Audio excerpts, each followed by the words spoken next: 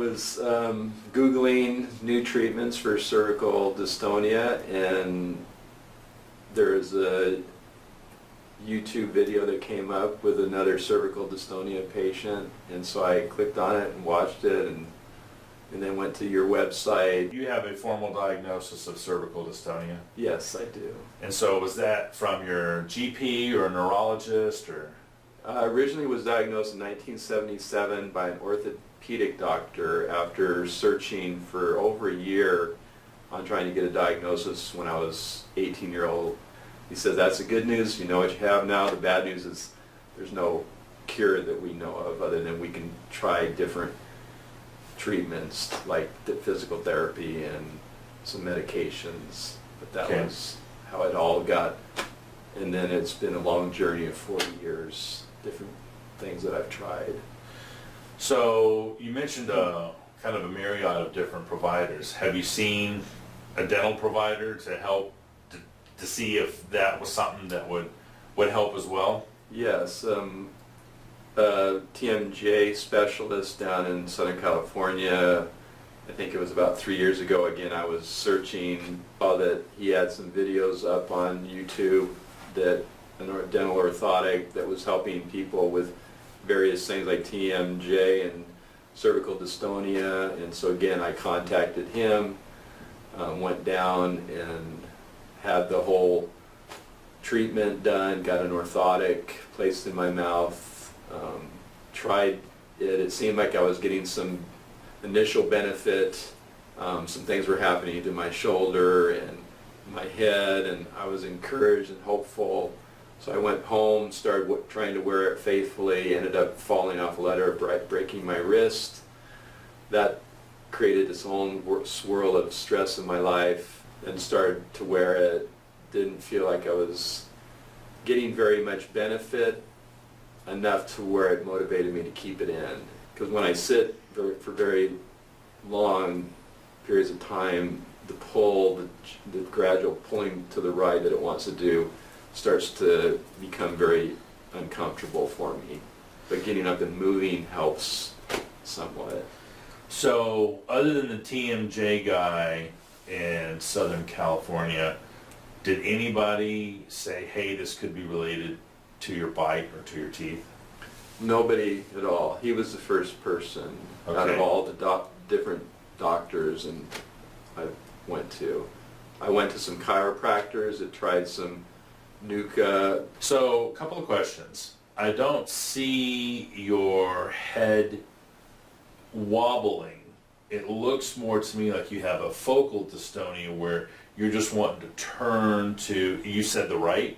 Yes. So if you were to relax and not hold it where it is, can you show me like where it wants to go, where it's comfortable? Sure. Yeah. So if I just let it go, that's where it'll pull pretty violently and then it'll kind of relax, but that's where it'll want to settle. But it's still a discomfort, it's not a comfortable position because it's got me, it feels like this is like a clamp, like a bear trap. Let's talk about the ringing in the ears. Mm-hmm. Is that one side? Is that both sides? It radiates from, it's both. Now, you said you marked down, tell me about clicking and popping in joints. Yeah. Jaw joints specifically. This, I don't know if again because of the turning of my head and I'm just crooked, but when even now if I open my mouth like this, I can hear it clicking in my left jaw. And at night a lot of times I'll wake up, and on a few occasions, not as much recently, I've had to actually get out of bed and put a hot towel or take a hot shower because it's almost like it's locking up and I get kind of panicked. So I'll put heat and that relaxes it, and then it... You said something a few minutes ago about pushing on your shoulder, and after the orthotics were in place, you could not elicit a dystonia response from that trigger point. Yes. Can you push on that and elicit a response now so I can see what you're... I'm not forcing. I'm just pushing into the shoulder, and this is what it's. May I push on your shoulder? Sure.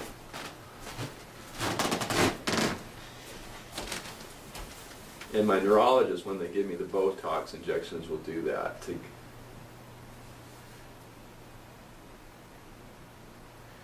Well, it's not even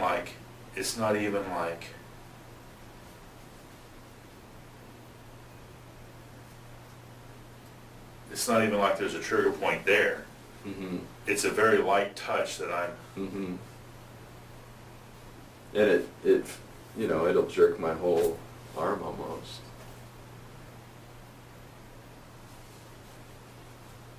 Okay, all right. And then when he put the orthotic in, like I said, I went through the same thing, and then it wouldn't jump. All right. After we do our adjustments, I want to do that, and I have no idea what's going to happen. Yeah.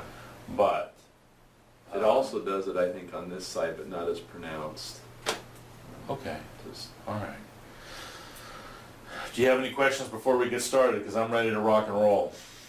no, it would be wonderful to get some relief.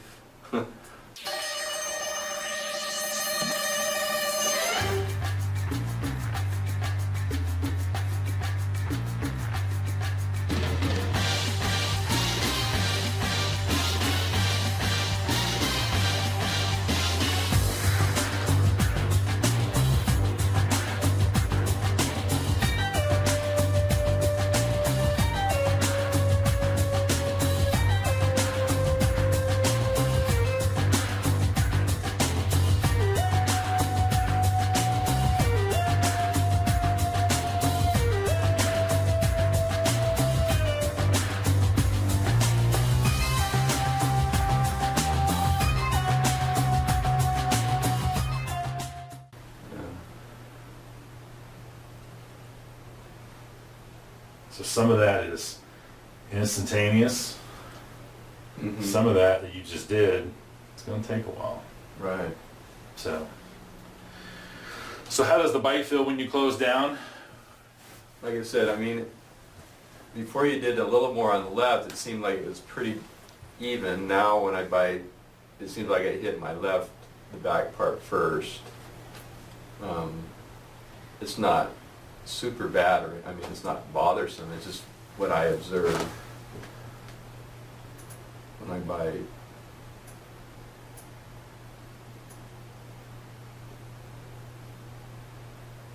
Nope.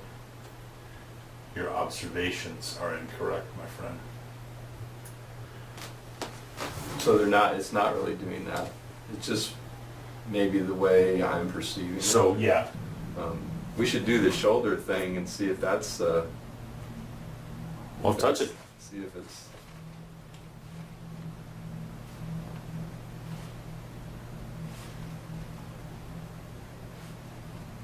It's not.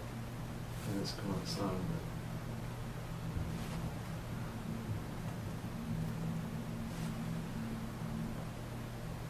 So there's changes going on. I mean, I can see it from here. It's doing it a little bit. I don't see it so much in the arm, but I do see it in the shoulder a bit. But it's nowhere near what it was. It wasn't jumping. It's not jumping like. I mean, There's a little bit.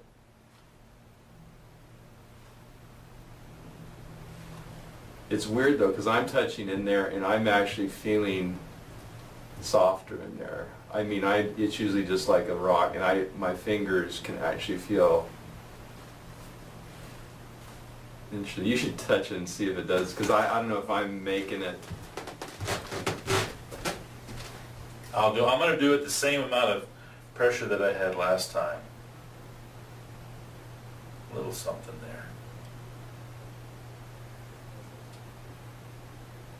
there. Yeah. But it's calm. But it's much more calm than it was. And I'm touching the exact same place, and just to make sure, see, I can feel it with my fingertips Yeah. and the traps. I can feel a little spasm right there. You just Right. did it. Uh-huh. But there's a change. But I'm kind of moving my hand. There you go. There's another little one. But I would say there's a physiologic change as far as Like I can even go right now to my left ear, to my left shoulder. This motion feels a little more, and that's huge for me. Still restricted there, Right. quite a bit. But it's so, it's been so tight for so long. This will be, this is the ground, this whole thing is what we call the ground zero, I guess. This is where it really, up in the occipital. If that starts to relax, I mean, that's going to be tremendous, all the way down into this. This is usually like really rock hard. Put your arm down again.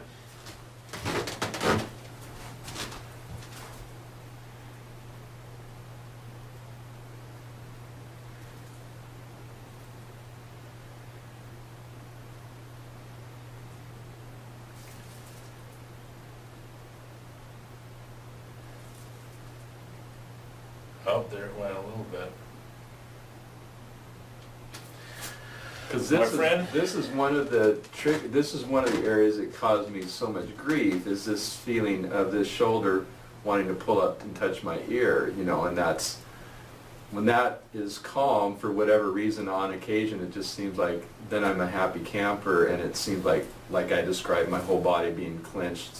When these shoulders go back and relax, I mean, and these occipital, when I can tuck my chin and then these muscles elongate back here. But again, that's a few and far between that happens. I don't know why sometimes that decides to do that and relax, but that's when I feel like a really happy, so yeah, I mean, I'm just experimenting here.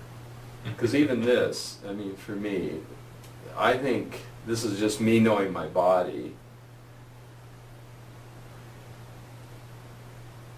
I think I'm getting, it doesn't feel like my muscles are fighting as hard, because I feel like there's some relaxation. Like, how I talked about this feels more calmer.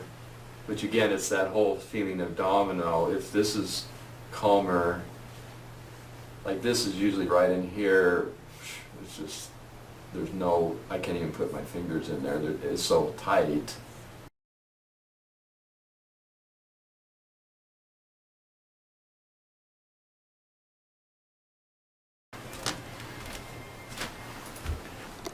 How do you feel walking?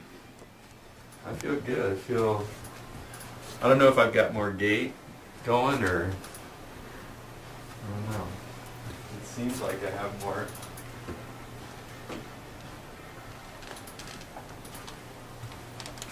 Seems like I have more fluidity. How does it feel just standing up? Yeah, I feel more calm up in this area.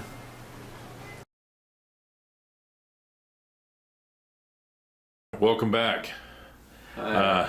Tell me a little bit about what you've experienced since last time you were in. Okay, I was in 2 weeks ago, which was about a week after the original DTR. So I think it's been about a month since I had the original, and with my dystonia, cervical dystonia, I noticed that I get moments where I feel calmer with the pulling, but it's still, I have good days, and then still have some rough days with it. I noticed my shoulder isn't jumping like it was before quite as much, but the dystonia seems to move around some. I'm under a lot of personal stress, so I don't know how much comes into play with how I'm trying to measure how much improvement I'm getting, but I do I have times during the good days where I can be upright a lot more, and I feel like my right side, which is where it seems to really tighten, opens up, and that's really encouraging. When my jaw area and my neck area, those are the key zones. When those relax, it does seem to cascade down and open up. So that's where I'm at today. I think I've probably, percentage-wise, maybe seen currently maybe 15% improvement from just from where trying we to give a started. number to it. Now let me ask, I got two questions for you. One, when you say you're having a bad day, is the percentage, to use your word, is the percentage of the affected side, does it feel as bad as it did on bad days prior to us initiating therapy, or is it a bad day, it's just not as bad? Yeah, I would say it's maybe not as bad. I would say, again, going back to the stressors, I think my stressor levels are much more higher, unfortunately, in the last few weeks than they would normally be. So, in some ways, I'm amazed that I'm handling this, and my body isn't going completely wild on me. Sure. Now, in the past, when you had similar stressors or bad stressors, would the body go? Would the dystonia worsen? Yeah, it would get, the stress, the sympathetic nervous system, the fight-flight idea. Sure.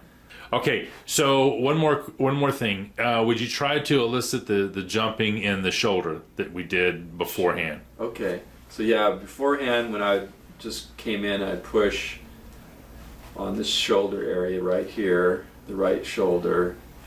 It would start to jump. Even, I don't know if you have it on the earlier video, but it would jump to where my whole arm was. And now, as you can see, I'm moving my hand around the shoulder, and I can feel the shoulder muscles themselves are a lot of knots in there. Yeah. But I've had this for a long time, but I have a little bit of soft spots in there, and sure. So there's something that has changed there. Good. I do at times will check it through a day. Maybe I'll just, when I'm having a bad day, I'll push it, and it might be jumping a little bit, but then it calms down pretty quick. Okay, so one of the things that I saw you do is you turned your head because you allowed yourself to see, well, at what point does it want to pull itself, as opposed to if I just let it go or I don't do anything. And then I noticed that there was a little bit of dystonia in that movement that we didn't see in the first two visits. And so if you wouldn't mind, trying to repeat what you just did. Okay. So basically, I try not to. I just let my head go where.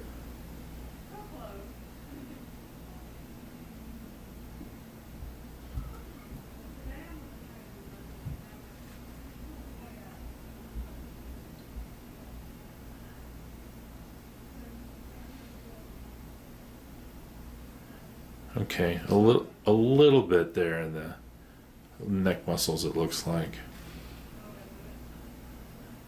There, obviously pulled them, and I didn't try and do that. It just, if I let it go. Okay. Then it'll. Well, so what we're going to do today is we got you hooked back up. We're going to go back and see if in the 2 weeks that it's been since we've looked at you, has there been some more healing, and there's probably needs to be a little bit of a revision, I would imagine, at this point. Mm-hmm. And that's what we're going to do. Okay. All right.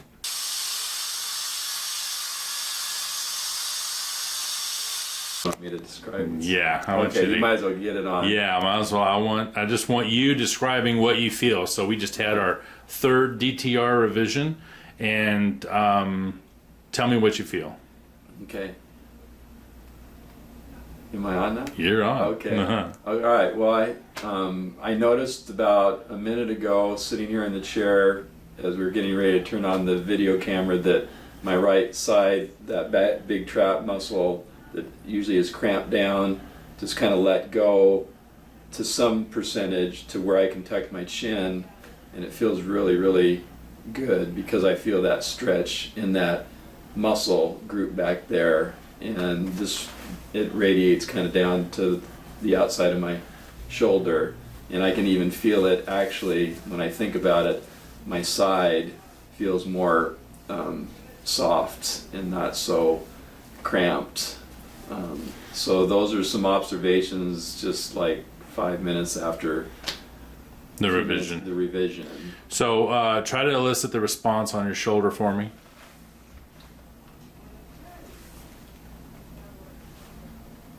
Okay. And then turn your head to the right like you did earlier, or just let it go wherever it wants to go, and let's see if it pulls as far. Okay.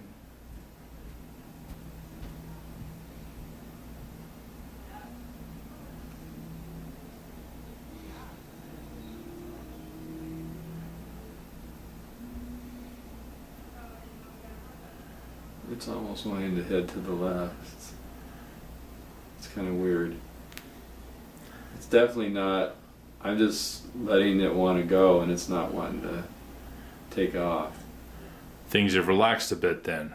In fact, like I said, now it wants to kind of go to my left, because that feels, I'm not doing that, it's just, my head's kind of free. I guess that's the way to describe it. It feels looser and more relaxed, to where now I have some control, and it feels better to me to want to move this way rather than to go Sure. that way. Sure. So that feels, and I know that my first DTR, when I was finished, I wanted to do my left ear to my left shoulder, because again, it had that same, for some reason, I guess the change in the bite does something on this side to me that I want to stretch it.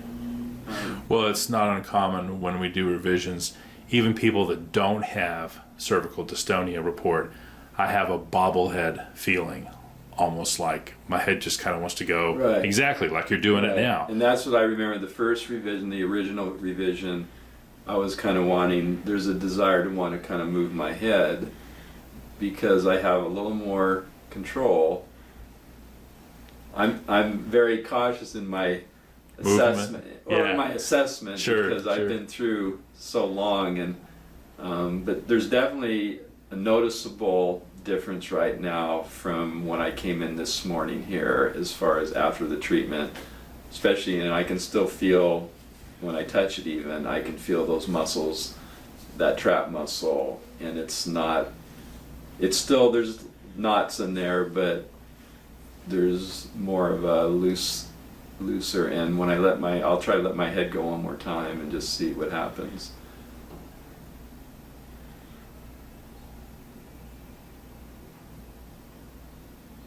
So again, I'm actually going to try and just control turn to the right and see if it catches.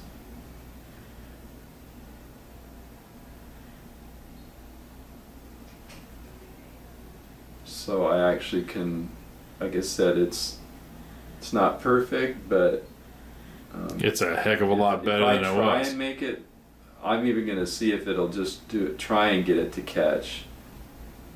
You know, like try and move my head where it would normally. So right there, it was almost trying to do something right there, but there's definitely, I'm working at trying to make something. Trying to make it happen, yeah. Right. Well, good. So we're going to give you some more time to heal. Okay. Going to bring you back in a few weeks. We're going to do this again, and we're going to measure first. So today, primarily, most of my adjustments were on 2 teeth. Mm-hmm. Not nearly the amount of adjustments we did first time. Is that fair? Yes. Yeah, okay, excellent. So Craig, you're here with us today. This is, I don't know, your 3rd or 4th DTR visit. And I wanted to get a feel for how things are going, because I know you're having therapies with a physical therapist, and you're having some Botox injections as well, in an attempt to kind of get this under control. But something that you said really interested me, and you said that you had the Botox injections last Wednesday. Wednesday. Today's Tuesday. And so you've had a pretty good stretch of how you felt. Mm-hmm.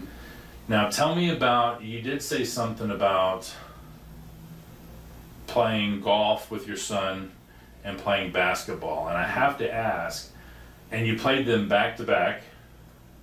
Well, not the same day. Not the same day, but you played Within a golf day. one day And and basketball the next day. And I want to ask you, just before having therapy or moving forward with any kind of improvement, how often would you find yourself even wanting to do that? Right. Well, I've always loved golf, and I've cut way back on it just because it's not something that is an enjoyable experience with the dystonia and the pulling in my neck.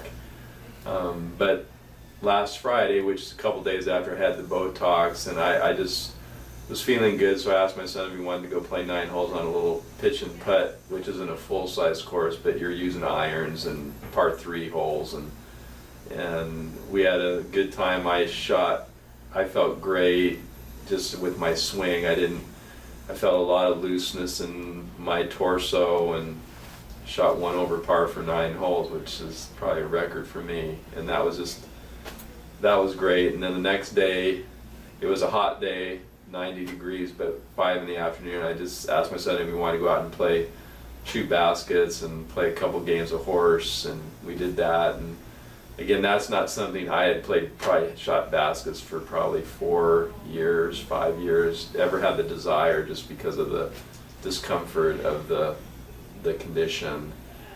And I did that, and I have to admit my muscles and my arms and stuff were not, I couldn't shoot as far as I used to be able to, but I could shoot, and I beat him the first game. He beat me the second game and the third game, but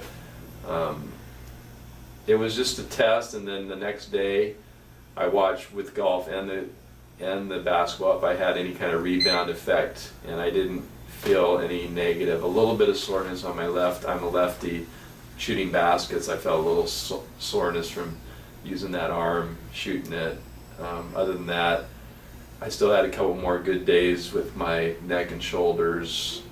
So that was encouraging. Honestly. So now, let me ask you, because the first thing I would say was, well, you had the Botox injections first, before you had you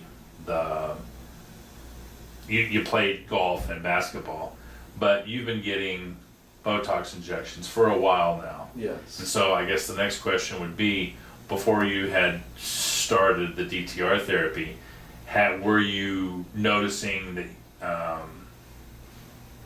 ill effects after playing sports, or did you even play sports at all, as far as the effects of the dystonia and what you would feel afterwards?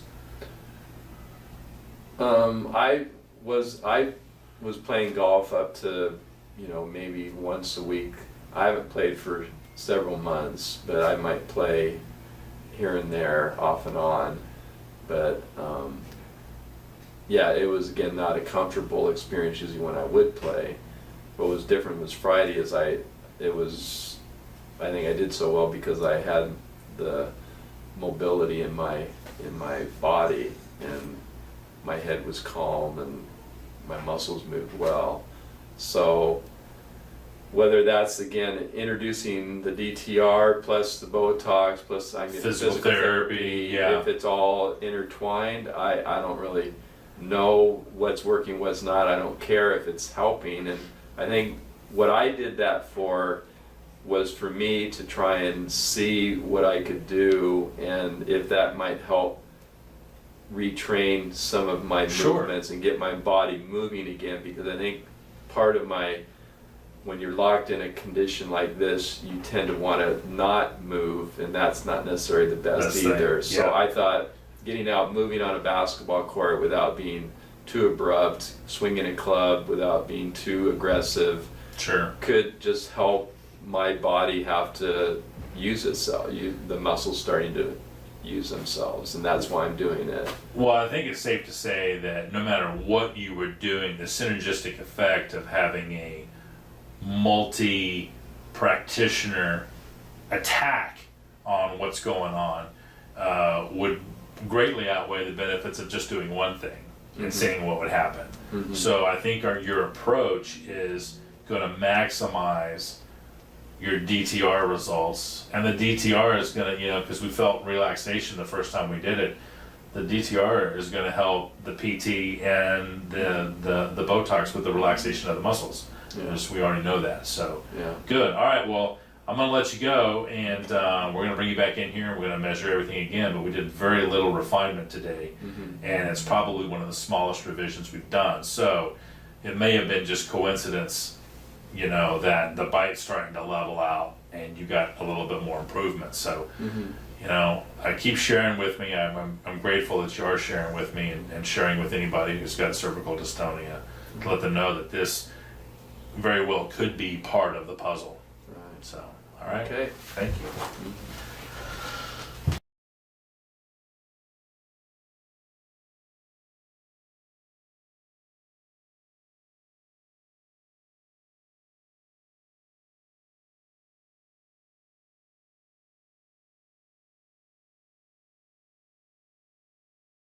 So going back to, and this is the key to which you gauge on these complex cases, is this a success or not?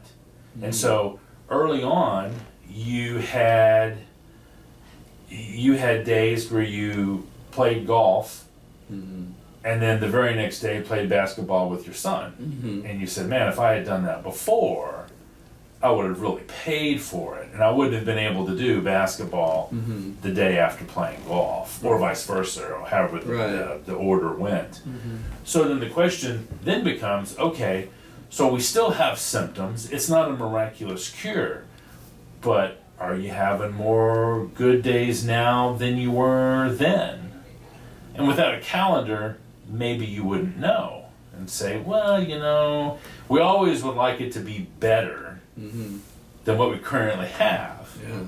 But that's what I like about the symptom sheet, because if you've got 50% less symptoms on a case like yours, where we've been at this for over a year, that's a win, Craig. That's a huge win. Brown bot stacks practice. Oh, maybe. Or Sims practice. I haven't followed Sim. I haven't. But anyway, the point is I called him, he called me back, we're talking the same lingo, and I'm like, how long does it take you with your orthotics to get these cervical dystonia patients quiet or even better? And he says, a year, at least a year. So I'm thinking back to the conversation that you and I've had and what your past has been as far as, some major life events that you had to deal with. And so kind of the start and stop again. But again, I'm glad you're here. I don't think we're done. I don't think we gave it a fair shot. That being said, can we get it better than it is? And I don't have an answer for you other than, hey, let's put 3 or 4 visits into it, see if we get anything better out of it, and if not, that's probably the max that we're going to get. Are you? Is that acceptable to you? Yeah. Last little thing before I measure you, I want to revisit the possibility of publishing your video, and putting it on YouTube. Not in the sense that Dr. Sutter saved my life, but in the sense that, hey, you know what, this is an option that should be looked at, and not that people need to come to me, but that people that are suffering from dystonia really have to look at the bite, because I think the bite, or how the top and the bottom structurally come together, is a player in the game. It's not the only player in the game, but it's a big player in the game. And I think you have an interesting story. I don't think we're done. I think I want a couple more shots to make this thing better for you, but I think you have an interesting story, and I think your story is worth telling. So yeah, I'm open to it. Like I said, I think my gun shyness about that is, like I said, I got 30,000 hits on Dr. Demerjian's one, and started seeing the comments below and people trying to muster up hope for this. For sure. And then somebody posting says, you know, where is this guy that it's been over a year and he's given no follow-up to how he's doing with this orthotic. And Sure. then this guy that I know that I work with says, Craig, you got to get on there and at least be honest about, you know, your journey. So I got on there and says, I didn't continue with the orthotic because I broke my wrist, blah, blah, blah. And then I said, if you have any questions, talk to Dr. Demerjian. I'm not going to say that it helps or doesn't help. I mean, in my case, I didn't follow through. But Sure. initially I did get some response. Like I said, the jumpy shoulder, and I thought I did feel some relaxation in my jaw by wearing the orthotic. Well, And that's what if I put yours on or whatever, that's my own, I guess the concern is I don't want people, I mean, to get led astray. And it's not being led astray. I don't know how many people are being helped by Dr. Demerjian. That's fair. Look, two things. One, I'll let you approve any video that I publish. Mhm. Number two, my want to put this out is to put information out for people and not to mislead anybody. Right. But, and I understand what you're saying, and nothing against Dr. Demerjian. I've spoken to him once. He probably doesn't remember the conversation, but it was over one of his publications. And he's helping people. And could somebody that is not on the up and up take that video, start doing the therapy, not be on the up and up, and people get worse? Yeah, absolutely. Could other people be helped with the same information? Absolutely. Right. So my intent in making these videos is to present, I mean, I can't go back and change videos that we already have. The videos are the videos, Yeah. right? So my intent is to give people an option and, yeah, instill some hope. But if you're measuring, I mean, if you came in here and your bite was on point, I would have had to say, you know, sorry, Craig, from where I'm measuring, I can't help you with this. Right. And you would hope that other providers would do the same thing. So, you know, I guess that's where I'm coming from, because you have a unique story, and it started and it stopped, and there was a break, and then we started again, and there was some jumping with the shoulders, with one shoulder a couple of times, and then there was jumping with both shoulders. And so, but every time we did that, we measured, and there was a reason why this in the mouth was translating to some of the stuff going on in the shoulders, which is the reason why it stopped. All 3 or 4 times that we ran into that incidence, it calmed back down. And so, you know, what's going on with your body when you're away and the shoulder starts jumping is the mandible just changes the way it all comes together, and eventually that interference is no longer an interference, your shoulder calms down. Well, let's stop here. Okay. Let's get you already got the EMGs on. Let's take the TekScan, see where your bite is, we'll make any adjustments. Okay. Okay?